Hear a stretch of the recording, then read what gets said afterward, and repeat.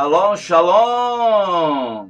Voltei com vocês. O propósito hoje é falar mais uma vez sobre os mandamentos. Então nós vemos que as pessoas dizem que os mandamentos do Criador era coisa de época, de nação, mas a própria Torá diz, e os profetas, que os mandamentos são perpétuos. Os mandamentos da Torá, também conhecido como mandamento de Deus, entre aspas. Deus é um ídolo grego e não estava tirando o povo do Egito, de Mitzray, desconsiderando a palavra Deus. Isso é o que o pessoal pensa. Então, os mandamentos de Deus, dado a Moisés, que também não é Moisés, os mandamentos também é considerado perpétuo pelo povo judeu. Aí, quando fala de povo judeu, também abre uma aspa, porque o povo judeu é uma tribo, e a nação de Israel é 12 tribos. E esse povo judeu, a partir do ano 70, que nós vamos falar daqui a pouco, eles também precisam de techuvá, porque foram expulsos de Israel pelos romanos, foram vendidos por preço de banana, como dizia o meu pai, por negar as profecias, por negar os mandamentos, por não encaixar em Irmiá 31, ele ia fazer um novo concerto com a casa de Israel e com a casa de Eldá. Então, Shilom fez alguns pecados absurdos e o Criador tinha prometido que o pai dele, seria lembrado, porque o pai de Shilom, David, foi um homem espetacular, um homem do coração de Yahweh. Então, por ele ser um homem do coração de Yahweh, então tinha uma promessa sobre ele e não poderia tirar o reino dele por causa do filho. Então deixou 2 tribos no reino, Eldá e também os leuitas, que mais tarde ficou considerado como Israel. Daí, quando falam-se de Israel, fala-se de judeu.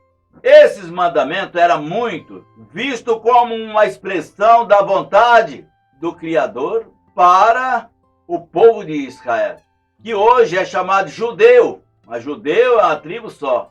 E em todos os momentos, e em todas as circunstâncias. Então o mandamento deve ser observado em todos os momentos, em todas as circunstâncias. Os mandamentos da Torá não é costume de nação, não é um costume da época. Os mandamentos da Torá são perpétuos, como diz o profeta, ou você acolhe as palavras do profeta, ou você seja um falso profeta. Porque Shilom diz, o que desvia os seus ouvidos de ouvir a Torá até a oração é abominável. Então continua, não desvieis da Torá, nem para a esquerda, nem para a direita. Esses são todos os mitzvot que eu te dou. O Criador falou, para que você ensine para o povo.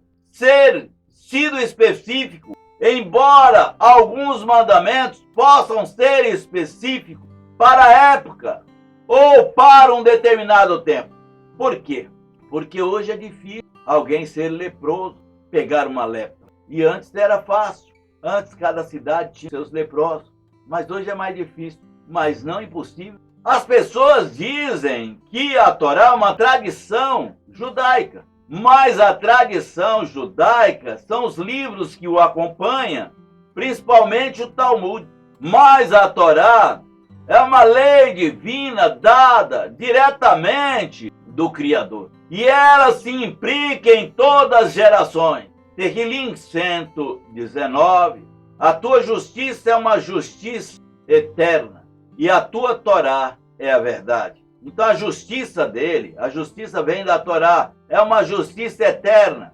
E a Torá é verdade. Não desvieis nem para a direita e nem para a esquerda. Aquele que tirar a menor letra será chamado menor no reino. A Shia falando. Shilom, antes de pecar, ele disse, aonde vocês estiverem no fim dos tempos, ele profetizou. Aonde vocês estiverem, vocês abandonaram os vossos pecados, guardarem todos os mandamentos da Torá, eu ouvirei as vossas súplicas.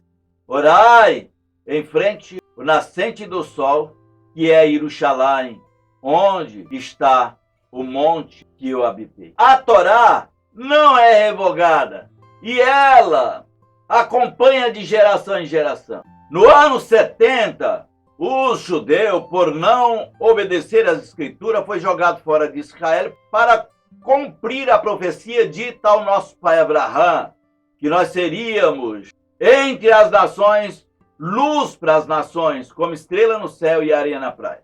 Para isso, nós fomos jogados entre as nações. Só estavam os judeus e os leuítas em Israel no ano 70. O ano 70 todos estariam de lá. As 10 tribos, que eram reinados separados, estavam entre as nações.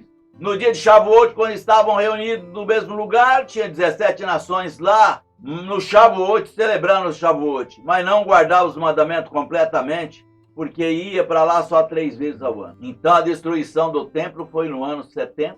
E do ano 70 cumpre-se uma profecia de 2000 anos, que eu estou falando sempre sobre essa profecia. E essa profecia dos 2000 anos se cumpre agora, aonde abre as portas para o gentil, e cumpre-se a profecia de Ezequiel, capítulo 8, e o versículo 23, que diz que cada um de nós entre as nações, cumprindo a profecia falada ao nosso pai Abraão, como estrela no céu, areia na praia, entre as nações, para ser uma luz.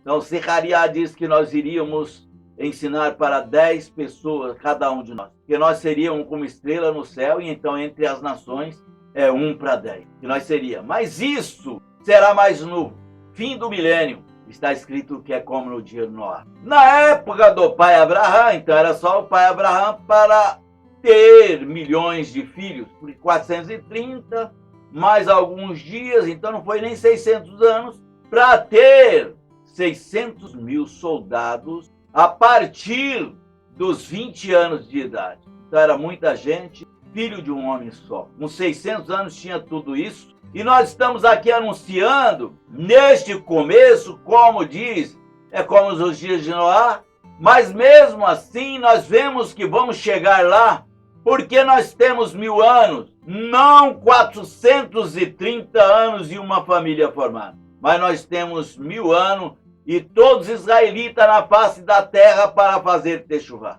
para fazer o retorno à Torá. Mas os mandamentos não deixou de ser aplicado.